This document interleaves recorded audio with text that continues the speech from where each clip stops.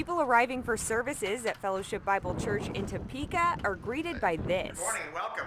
An armed off-duty sheriff's deputy. It's just a reality, I think, that we have armed security, one armed deputy at the front door.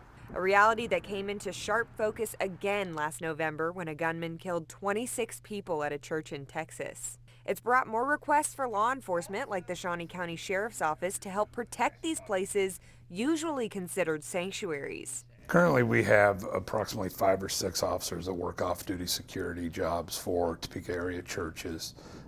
That detail could include anything from overall site security to parking lot enforcement, overwatch of the parking lots to ensure safe travels to and from the church. What's the advantage of that versus their presence? You walk up, you see someone in uniform, there's a presence to be known that, hey, we want a secure environment here, we want safety. Second is our training.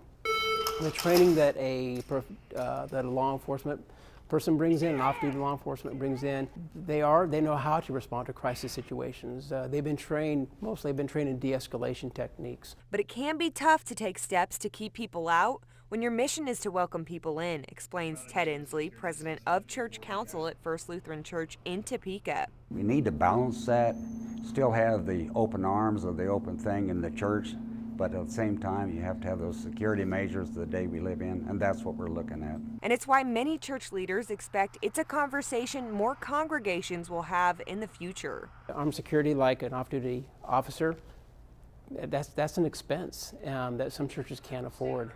So I think smaller churches that don't have the same resources are going to struggle a little bit with this.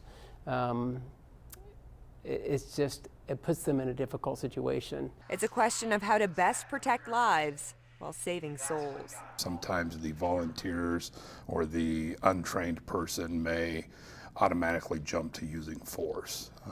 Law enforcement officers realize and are trained that the use of force is a last resort. Erica Hall, 13 News.